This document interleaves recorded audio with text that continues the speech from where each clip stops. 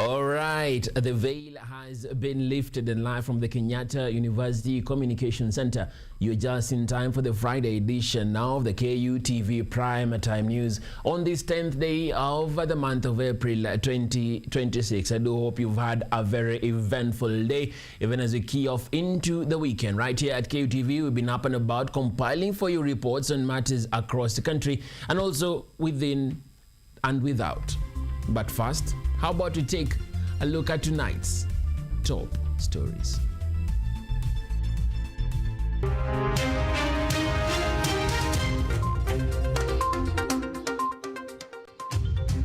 Entertainment District. President Ruto witnesses the signing of the agreement for a modern arena and entertainment district.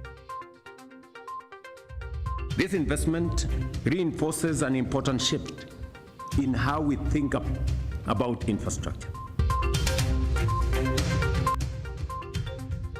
Opposition's lays political assault in Ukambani as Gachagua vows to oust his former boss. Alikuwa analalamika ati mimi namuita mwizi. Ile mtu naiba anaitwa nani?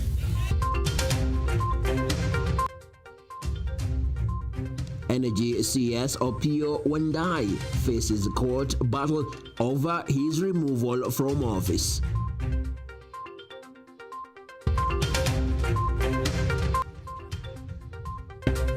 And in our Friday feature, we go up close with the budding team leader driving environmental change.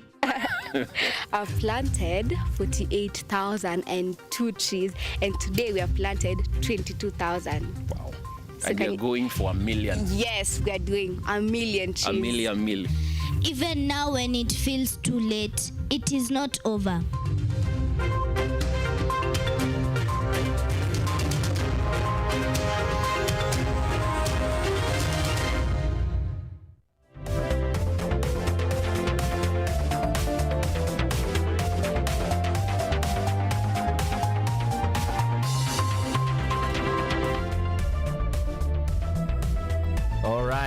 Like the Atomists, it's about that time to take this rocket to launch. Tell a friend that Kutv News Kenya is streaming live and the news is here with us. Now, beginning with our top stories, my name is Emmanuel Kutosi, by the way, in case I passed that.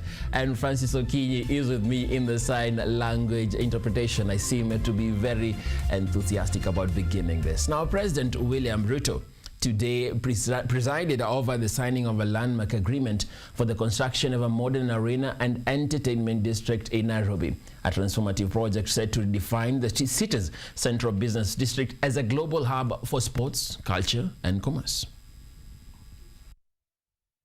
Applause.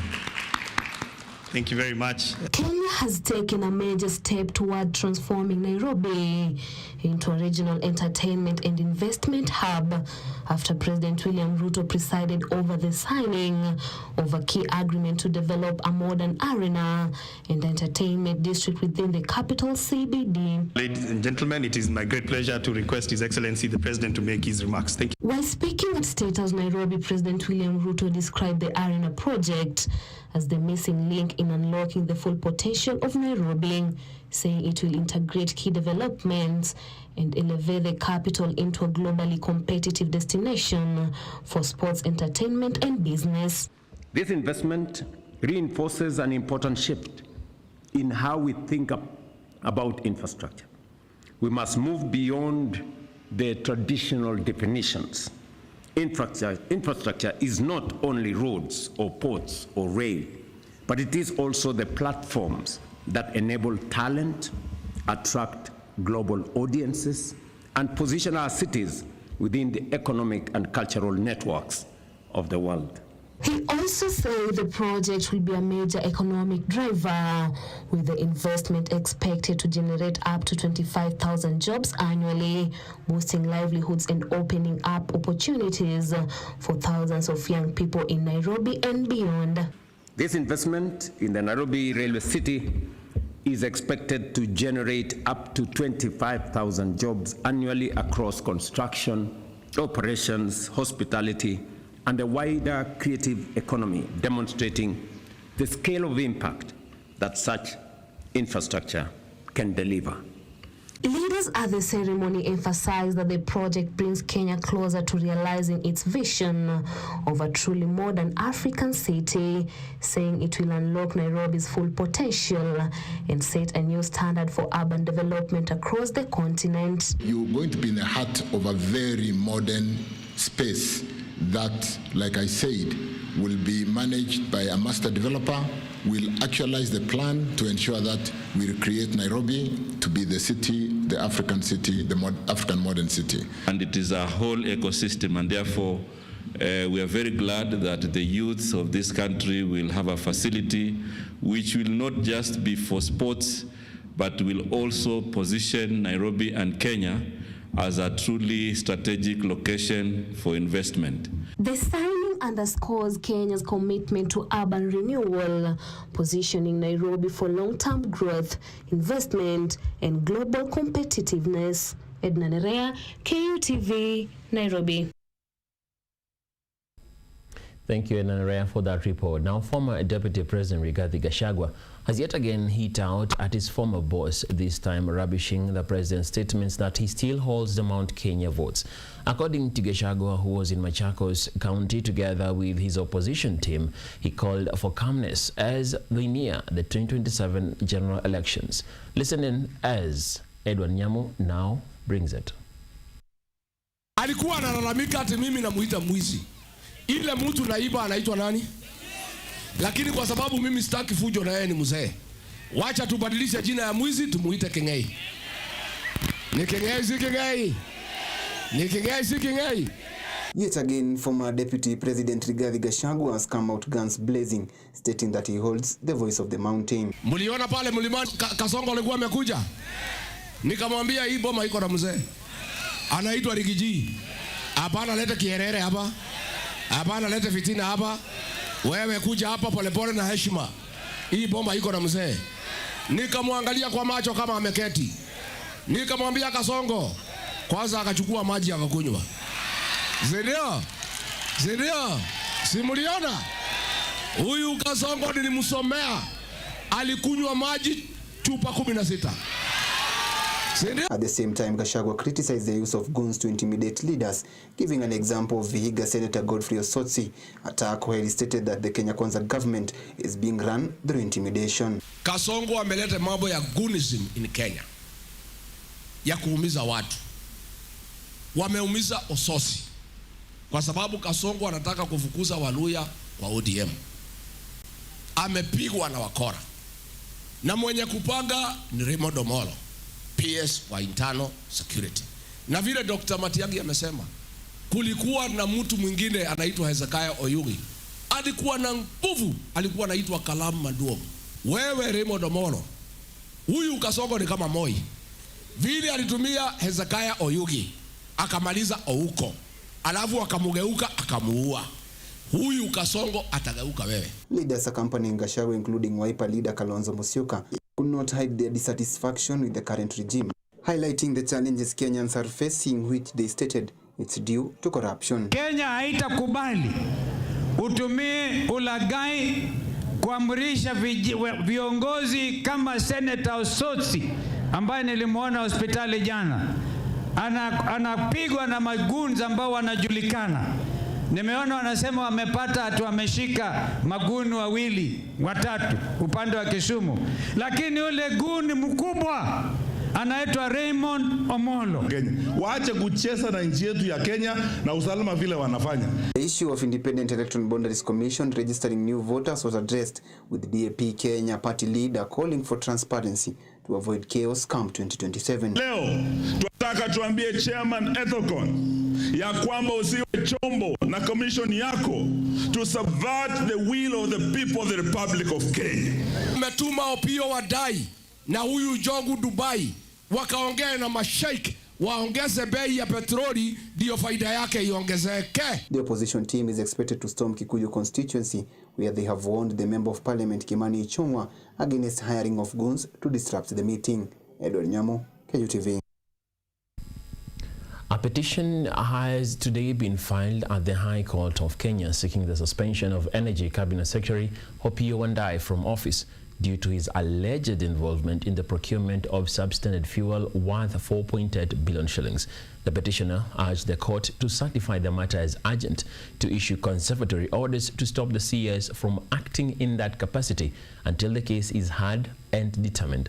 The petition was brought to court by activist Francis Owino, who claims the CS either presided over or was complicit in the unlawful importation of petroleum products, since he is the cabinet secretary with the overall authority.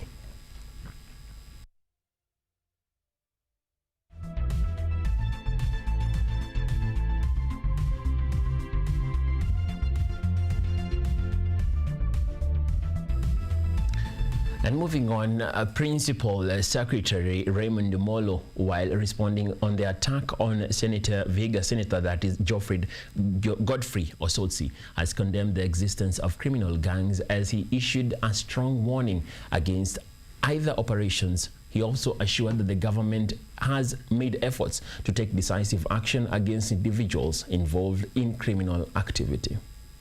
It's unfortunate what happened to the Honorable Osotsi. For sure, there's action that is being taken, and of course, I would want to wish him well. But the point is that everyone or any leader who uses goons for criminal purposes must just be held to account. So in the case of Turkana, I know that there are cases that are in court, maybe not just on one particular case, but on a number of cases. And what we would want to do is we expect impartiality from the law enforcement agencies. At the same time, we expect the same of our judicial officers, because it is not just enough for the police to apprehend. Beyond that, those in court must also be able to, once they have been satisfied with the evidence, then they must be able to take action. Now, moving on to other matters, with the current fuel challenges being experienced globally and within the country, the call to embrace alternative electric solutions continues to emerge. Joy Muswaya, the Chief Executive Officer of an electric vehicle company, has highlighted the economic benefits that could be realized if electric energy is promoted as a solution to the problem of fuel shortages or high fuel costs. Number one, the maintenance is very low. So any person who has a business, any rider who wants to go home with more money. The beauty of an electric motorcycle is, number one, the maintenance is very low. So any person who has a business, any rider who wants to go home with more money, it allows you to be more independent and earn more due to the low maintenance. Number two is the swapping stations and allowing for the energy that is 30% cheaper than the fuel. To be very strategic as a nation. Movement to mobility needs to be very well calculated. Statistics have shown that in the country called Kenya, we will continue to have an upsurge of motorcycles. 15 minutes past the top of the hour, and it's about time to take our first break right here on the Friday edition of the KUTV Prime Time News. Of course, we invite you to be part of the conversation by joining us on social media at KUTV_Kenya, on the X platform, KUTV Kenya, across all other platforms. And of course, you can reach us truly at _Emmanuel Kutosi. We take a break. We'll be back with more in a moment.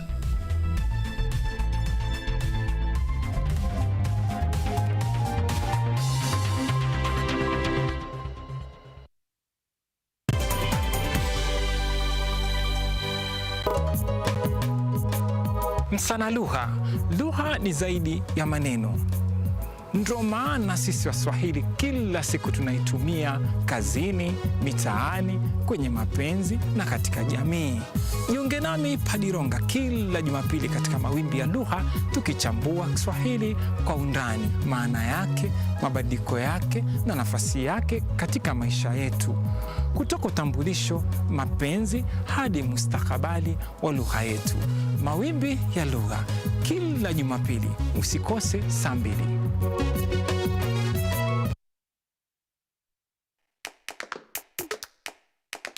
Badala ya kutafuta kazi, tunaweza kuanzisha miradi yetu ambayo ingetusaidia kubadilisha maisha ya wazazi wetu. Kwa vijana wenzangu, wengi hawana kazi. Lakini ikiwa sisi wenyewe tutajiamini, tunaweza kujiajiri wenyewe. Afrika kwa kweli tuna mahitaji ambayo ukiyasuluhisha unaweza kuathiri watu kwenye bara hili. Bila uoga, watu huwa na uzalishaji zaidi. Wanajawa na ujasiri, wanakuwa wabunifu na wanakuwa wenye maarifa. Niliamua kuacha kazi. Hata kama sitafanikiwa, nitakuwa nimejaribu, nitakuwa najua haiwezekani. Hakuna kitu cha ajabu hapa. Kila anayepata ufanisi hufanya kazi usiku na mchana. Kitu kitakusukuma na kuwezesha kupata maarifa ambayo hukuwa nayo. Tunajaribu kutengeneza kitu kitakachopita mipaka ya nchi hii. Ikiwa unataka kubadilisha ulimwengu, anza na nyumbani.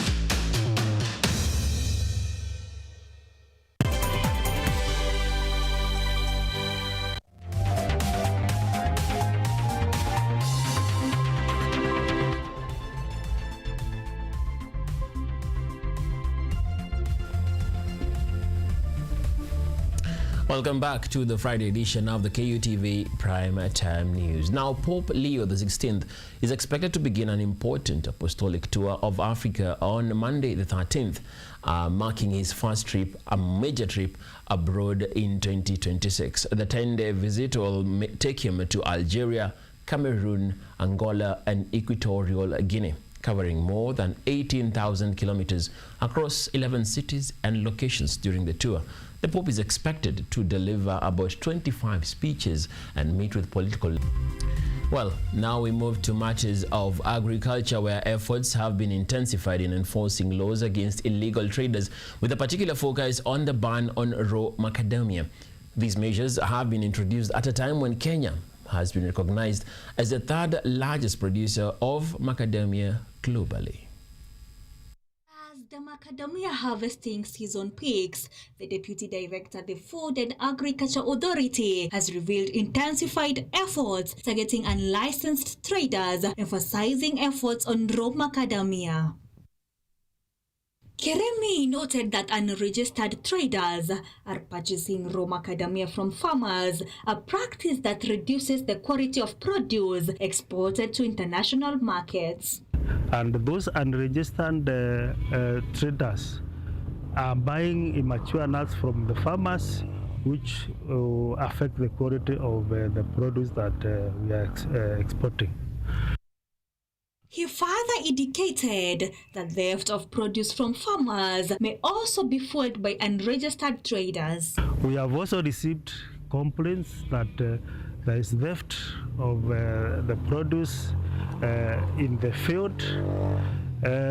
If the traders that are involved are not registered with us, those are the ones that are encouraging theft from the farmers. Highlighting the growing value of the crop, Keremi said he expects an increase in production and revenue by 2027, noting that in 2025, Kenya ranked third globally in macadamia production.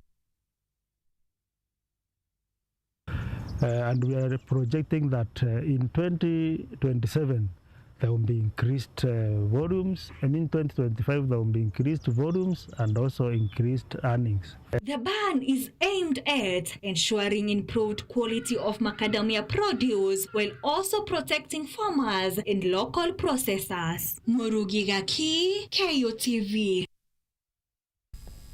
Thank you, Murugiga Ki, for that story. Now, Migori Senator Eddie Okech has demanded accountability from his counterpart, Governor Ochilo Ayako, over the stalled Bonguraga water project in Karugu, Nyatike.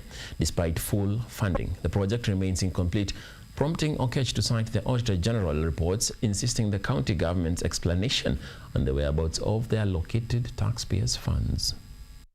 That infrastructure is the pumping system that are here, the pumps that are there.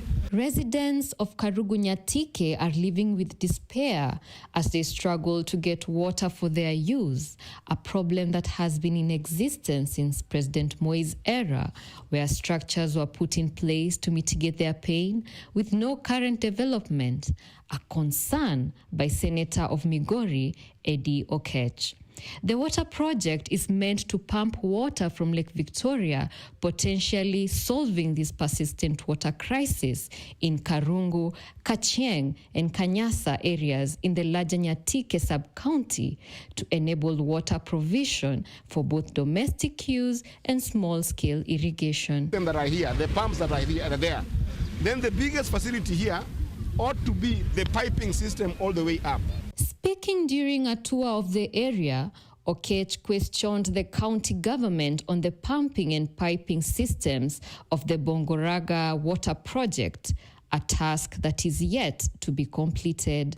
Now, we have walked around the infrastructure that is here in terms of the building that you can see. These all buildings were built in 1999, meaning they were built by the Moi government. Yes. The subsequent county governments could only be able to put the infrastructure to pump water from here all the way up. Part of that infrastructure is the pumping system that are here, the pumps that are there. Then the biggest facility here ought to be the piping system all the way up.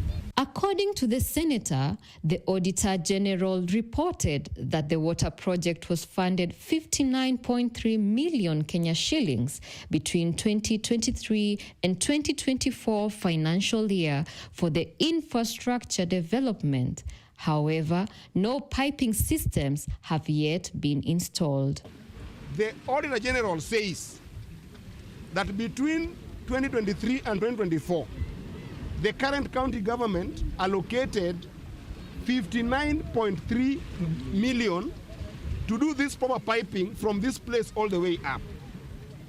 And the auditor questioned the value for money, whether that money was used or not.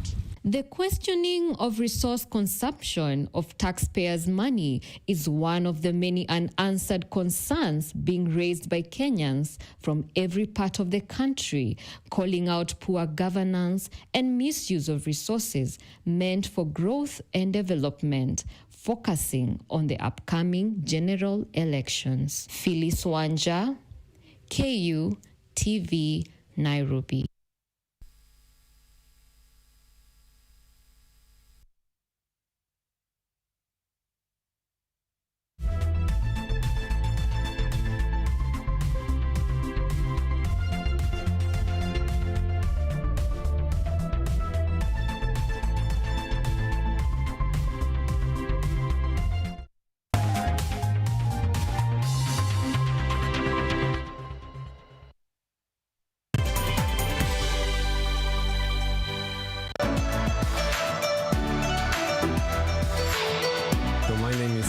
I'm Associate Professor in the Institute of Philosophy of Jagiellonian University in Krakow, Poland, and I'm the main coordinator of the Cafe project, which is being here hosted by Kenyatta University. My name is Ewa Hudoba.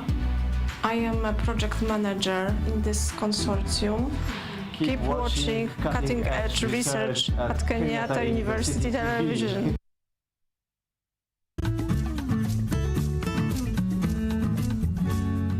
Hi, my name is Stella Tioi. Jina langu naitwa Okemwa Mukwa James. This is Mandela Gaya. Ugonjwa ulipokuja ulichukua siku 3 ukaniweka in coma. 20 wamezikwa, 2 ndio wako hai. I don't even know how it feels to see. I feel like I cannot express myself well the way somebody who can walk can actually express themselves. Ilichukua muda mwingi mrefu tena mpana ili kuikubali kwamba mimi siwezi tembea tena. I've come to actually accept myself. Ukijaribu kumsimamisha mtu umwambie tafadhali nionyeshe njia. They find it quite strange talking to you. You should just make schools integrated. Inclusive setups. By providing the right facilities.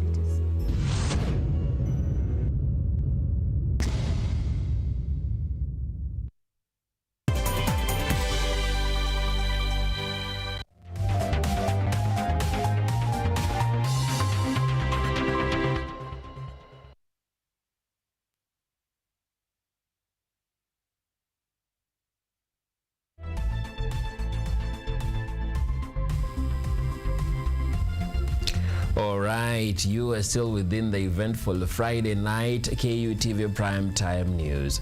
Now, the 70-year-old dock workers union in Kenya is facing serious leadership crisis as rival factions dispute control of the organization. The conflict escalated after Deputy Secretary General Solomon Owuor was elected SG by his faction following a contested meeting in Mombasa, despite an earlier court reinstatement of some officials. Another group, led by Simon Sang, rejected the changes, calling them unlawful. Members and oversight leaders are urging the Registrar of Trade Unions to reject the disputed leadership list and uphold a lawful, peaceful election process.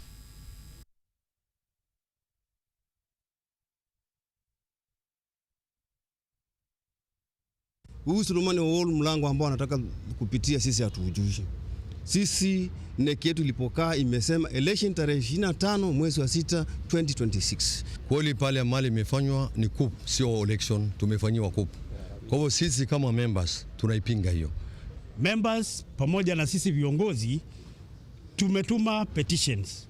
Tumemueleza Registrar of Trade Union kuwa ule mkutano ambao amepelekewa ripoti kuwa uchaguzi wa Dock Workers Union ulifanyika, pale hakuna uchaguzi ulifanyika. And now to our story of the night, where the older generation has been partially blamed for contributing to the environmental degradation. That message came into focus during a tree planting exercise led by 13-year-old Karen Werimo Kimani, the CEO of Karen Forte in Kinale, Kiambu County. Tree planting is increasingly being viewed as a key solution in the fight against climate change. However, low forest cover remains a major challenge, sparking renewed calls for afforestation efforts both in Kenya and globally. My name is Karen Wanjiru Kimani. I'm 13 years old.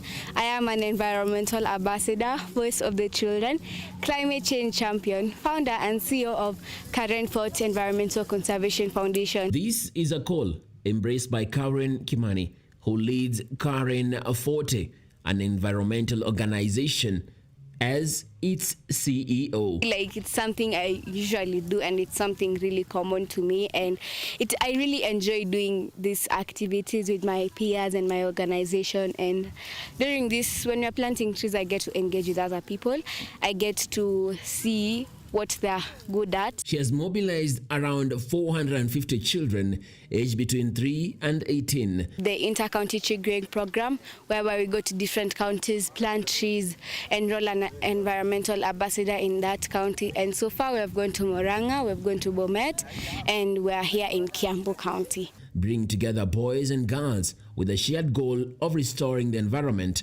Their current target on this particular day is to grow 22,000 trees. You can just identify someone's passion in trees, and I've identified some people in my organization that can do tree planting under environment, and I'm so happy to be here.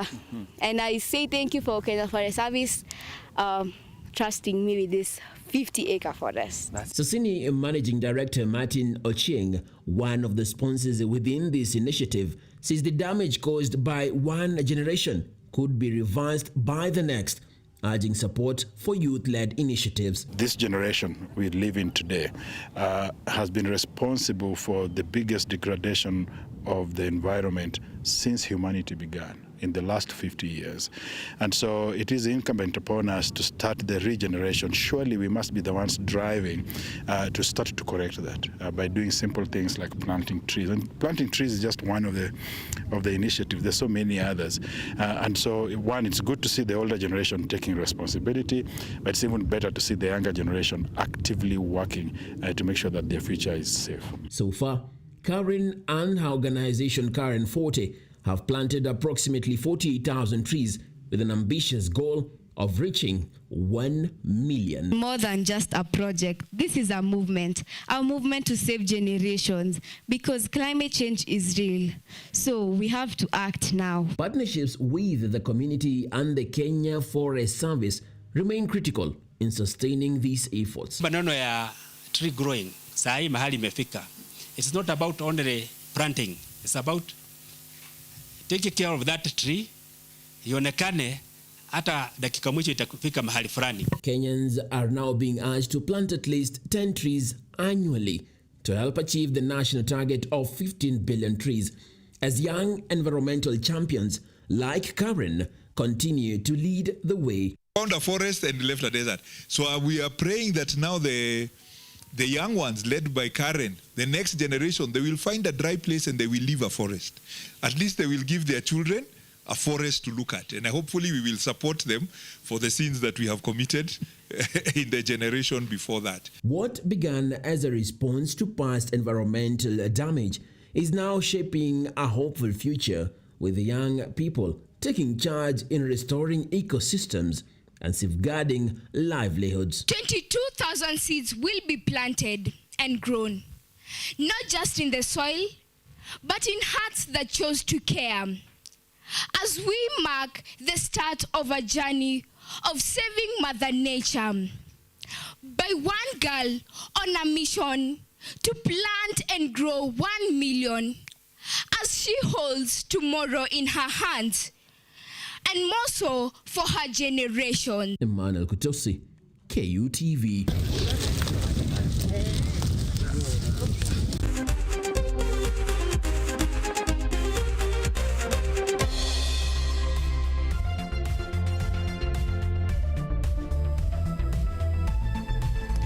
It's about time to get sporty. And speaking of sports, President William Ruto has officially launched the construction of the Voi Stadium in Taita Taveta County, a major boost to sports infrastructure development within the coastal region. The modern facility, estimated to cost around 950 million shillings, is expected to accommodate approximately 10,000 spectators upon completion. According to the project plan, construction is projected to take between 18 and 24 months, with the stadium set to serve multiple purposes, including football matches, athletic schools, sports competitions, and large community events. The government says the facility is a part of its broader agenda to promote sports development at the county level and nurture young sporting talent across the country. Once complete, the stadium is expected to enhance regional tournaments and provide a platform for emerging athletes, while also supporting economic activities in Voi and its surroundings. Yes. Tumejenga stadium kubwa ya Talanta Raila Odinga kule Nairobi. Pia nikasema lazima nijenge stadium hapa Voi. Leo mimi nimekuja hapa ndio vijana wa Voi wapate nafasi ya mahali wanaweza kuendesha michezo, tufanye mikutano na tuwe na facilities zingine. Hapa nimeanzisha leo stadium ya milioni 950 ambayo nimemwambia contractor ndani ya miezi 9 tunataka hiyo stadium imekamilika, watu wa hapa waendelee kama Wakenya wengine. Now, Kenya Commercial Bank women's volleyball team has unveiled a strong, experienced squad as they head to Cairo, Egypt for the Africa Women's Club Championship scheduled for April the 11th to the 24th. Now, the team departs tomorrow morning, carrying hopes of restoring their continental dominance after their finishing 5th in the previous edition. The squad features a blend of seasoned players and rising talent, boosted by key returns and fresh defensive strength. Head coach Japheth Munala says the preparations have been intense and the team is motivated for a strong showing. KCB former champions will face top clubs from across Africa as they aim to reclaim the title. My fellow players, we have prepared so well. Our coaches, they have done their best.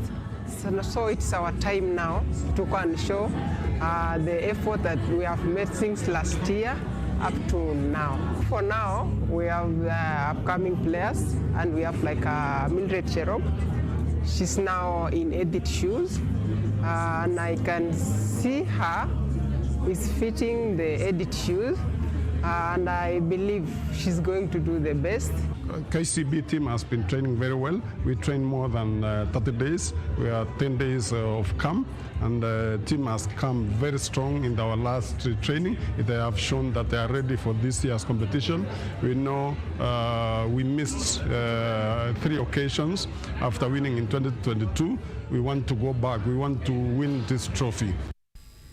Of course, all the best on their campaign in Egypt. And now to another story of women standing on business.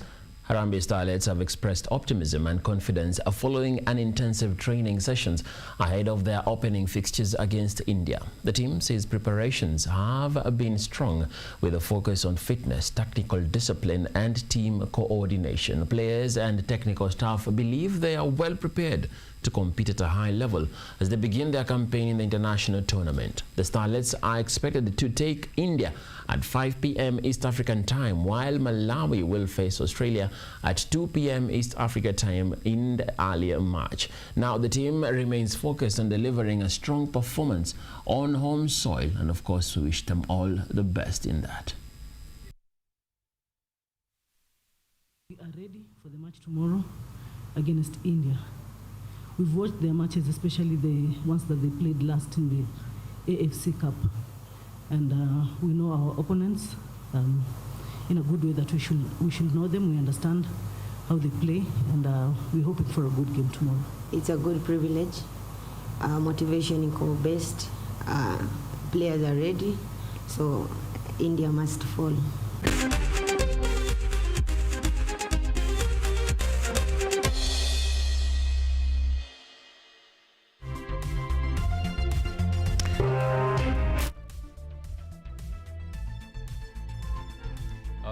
It's beautiful to be here on Friday as we walk into the weekend. As you can see, we are very emphatic about joining that weekend rhyme.